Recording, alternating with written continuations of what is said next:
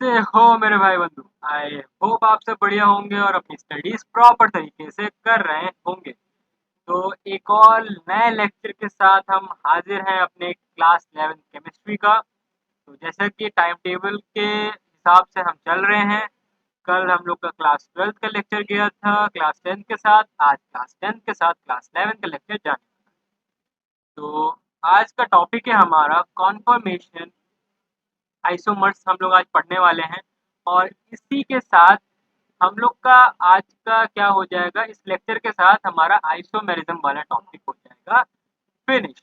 इसके बाद जो हम नया चैप्टर या फिर नया टॉपिक जो हम चालू करने वाले हैं वो है रिएक्शन मैकेनिज्म के ऊपर। वो बहुत ही इम्पोर्टेंट टॉपिक है, उसको समझना बहुत इम्पोर्टेंट है। तो नेक्स्ट लेक्चर में हम लोग वहाँ से शुरुआत करेंगे, फिर स्टार्ट होगा एकदम हम लोग का रिएक्शन मैकेनिज्म का, और ये भी जीओसी का ही पार्ट है। ठीक है। तो हम लोग ने जीओसी को कितने 3 पार्ट में अभी कवर कर लिया है।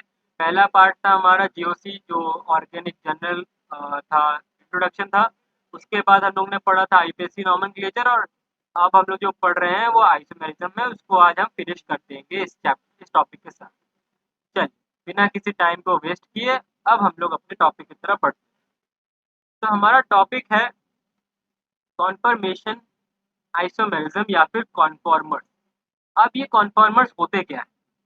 तो ये आइसोमेरिज्म उस टाइप का आइसोमेरिज्म है जो कि हमारे कार्बन कार्बन सिंगल बॉन्ड से अराइज होता है। ठीक है, कार्बन कार्बन सिंगल बॉन्ड के अंदर ही आपको ये टाइप का आइसोमर देखने को मिलेगा। क्यों? क्योंकि उसके अंदर आपको क्या देखने को मिलता है, फ्री रोटेशन देखने को मिलता है।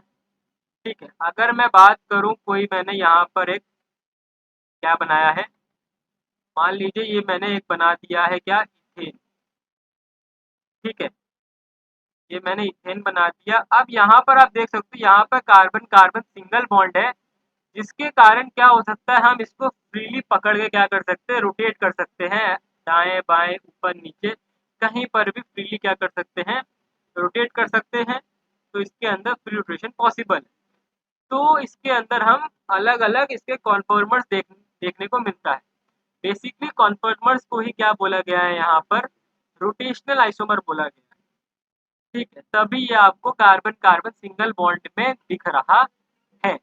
As a result of free rotation around carbon-carbon single bond, we get infinite number of arrangement. Out of these arrangement, two are popular. तो यहाँ क्या बोला गया है कि एज अ रिजल्ट, ठीक है, रिजल्ट के तौर पे फ्री रोटेशन के अंदर कार्बन कार्बन सिंगल बॉन्ड के फ्री रोटेशन के अंदर हम बहुत सारे अरेंजमेंट बना सकते हैं। कैसे भी रोटेट करके हम इसको क्या कर सकते हैं, अलग अलग फॉर्म में अरेंज कर सकते हैं इस स्ट्रक्चर को, इसके कार्बन कार्बन सिंगल बॉन्ड के स्ट्रक्चर को। तो हमें यहाँ पर इन्फिनाइट नंबर ऑफ अरेंजमेंट के बारे में नहीं पढ़ना है। दो जो पॉपुलर अरेंजमेंट है उनको हम देखेंगे इसके अंदर, जो यहाँ पे मैंने लिखे हुए हैं। एक्लिफ फॉर्म और स्टैगर्ड फॉर्म, यहाँ पर दो आपके क्या हो जाएंगे, कॉन्फॉर्मर्स हो जाएंगे, दो पॉपुलर फॉर्म हो जाएंगे कॉन्फॉर्मर्स के। ठीक है, या फिर हम कॉन्फॉर्मर्स बोलो, रोटामर्स बोलो, या फिर रोटेशनल आइसोमर बोलो, या फिर कॉन्फॉर्मेशन आइसोमेरिज्म बोलो। तो यहाँ तक की आपको बात हो जाएगी clear। अब बढ़ते हैं हम आगे। अब इन दोनों फॉर्म के बारे में ढंग से डिस्कस करते हुए आगे चलते हैं। तो हमारे पास आता है पहला एक्लिप्स फॉर्म। पहले हम एक्लिप्स फॉर्म को स्टडी करते हैं, फिर हम स्टैगर्ड फॉर्म पे जाएंगे। तो एक्लिप्स फॉर्म में क्या होता है कि यहाँ पर हम रोटेशन इस प्रकार करते हैं, इसका कार्बन चेन का, कार्बन कार्बन सिंगल बॉन्ड का, कि यहाँ पर जो आपके हाइड्रोजन अटैच्ड है, ठीक है, हाइड्रोजन अटैच्ड है, वो एक के पीछे एक आ जाए। ठीक है, एक के पीछे एक आ जाए, मतलब एक के ऊपर एक ओवरलैप हो जाए। ठीक है, अगर आप 3D में इसको विजुलाइज करना चाहते हैं तो ये समझ लीजिए कि ये वाला जो कार्बन आपको दिख रहा है, कौन सा, ये वाला जो कार्बन आपको दिख रहा है, ये वाला कार्बन आपका हो जाएगा फ्रंट वाला कार्बन, और दूसरा कार्बन हो जाएगा बैक में। तो ये दोनों एक दूसरे के आमने सामने, और इनके जो हाइड्रोजन अटैच इनकी वैलेंसी पे, ये भी आमने सामने ही है। ठीक है, ये भी क्या हो जाएंगे, आमने सामने हो जाएंगे। यहाँ पर एक हाइड्रोजन, इसके पीछे एक हाइड्रोजन, यहाँ पर एक हाइड्रोजन, इसके पीछे एक हाइड्रोजन, यहाँ पे एक हाइड्रोजन, इसके पीछे एक हाइड्रोजन। तो यहाँ पर इस टाइप का क्या हो जाएगा, अरेंजमेंट हो जाएगा। अब इसके अंदर भी इसको दिखाने के लिए हम दो टाइप के प्रोजेक्शन को यूज करते हैं। ठीक है, ये आपको थ्री डी स्ट्रक्चर में बना पाना तो मुश्किल होता है। ठीक है, अगर अगर आप गूगल पे सर्च मारोगे तो आपको मिल जाएगा इथेन का थ्री डी स्ट्रक्चर, तो वहां से आप देखो समझ सकते हो। बट यहाँ पर दो टाइप के प्रोजेक्शन हम हैंड रिटन फॉर्म में बनाते हैं। पहला आपका यहाँ पर देख पा रहे हो आप 100 हॉर्स प्रोजेक्शन, जो आपको एक साइड व्यू दे रहा है। ठीक है, ये आपका क्या दे रहा है, एक साइड व्यू दे रहा है इसका एक्लिप्स फॉर्म का। एक्लिप्स फॉर्म का ये आपको क्या दे रहा है, साइड व्यू दे रहा है। और एक होता है आपका न्यूमैन्स प्रोजेक्शन, जो कि क्या देता है, फ्रंट व्यू देता है थ्री डी प्रोजेक्शन का आपका। ठीक है, फ्रंट व्यू दे रहा है, जिसमें आप देख सकते हो जैसे कि एक टाइप का आप एक्लिप्स को क्या समझते हो, ग्रहण। ठीक है, ग्रहण में क्या होता है, मान लो चंद्र ग्रहण सूर्य ग्रहण जब लगता है तो क्या कर देता है, आपका सन पूरा कवर हो जाता है ना।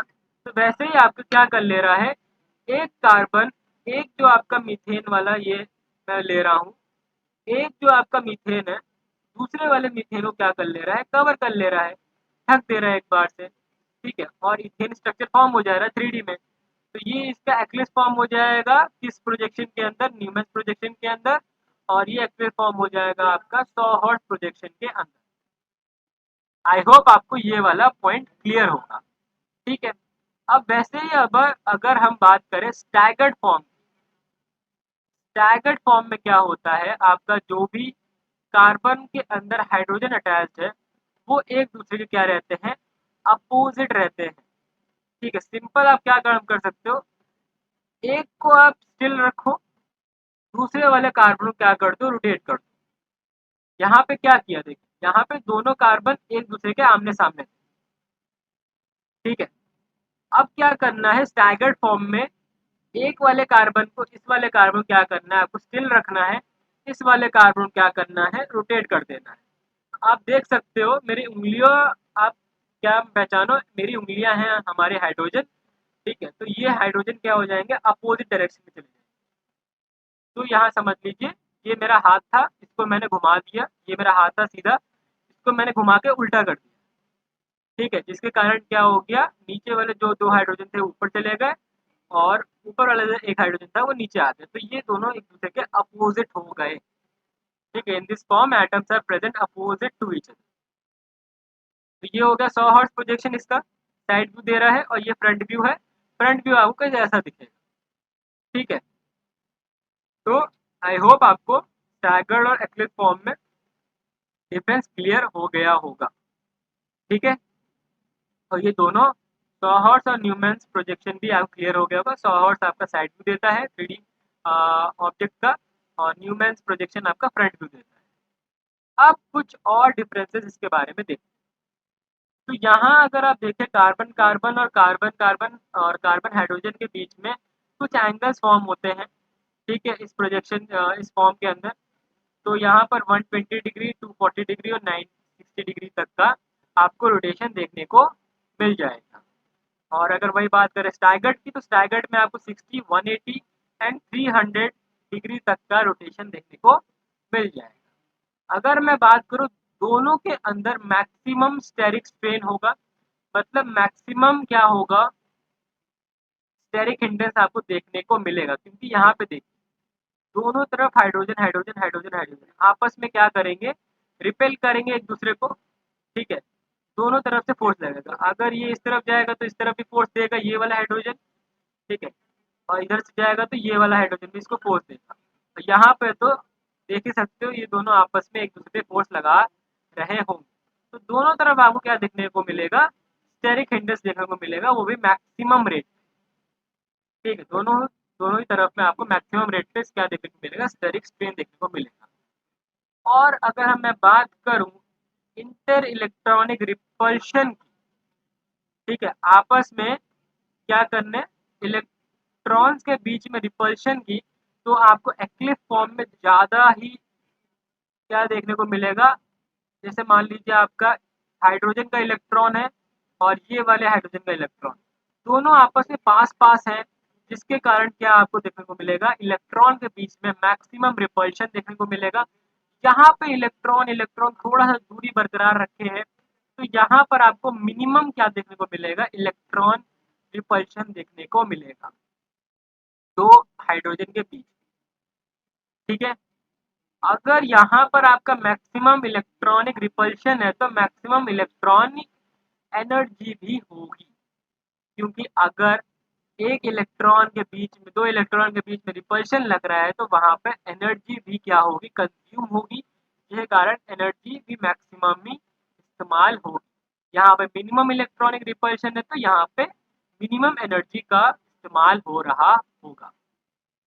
अब यहाँ पे बात करते हैं स्टेबिलिटी। तो यहाँ पर अगर मैं बात करूँ एक्लिप्स फॉर्म में, तो एक्लिप्स फॉर्म के अंदर मिनिमम स्टेबिलिटी आपको देखने को मिलेगी और स्टैगर्ड फॉर्म के अंदर मैक्सिमम स्टेबिलिटी देखने को मिलेगी। ठीक है, तो आई होप आपको आज का लेक्चर समझ आया होगा। तो इसी के साथ हमारा आइसोमेरिज्म वाला टॉपिक होता है ख़त्म, और मिलते हैं आपको नेक्स्ट वीडियो के अंदर। तो तब तक के लिए बाय।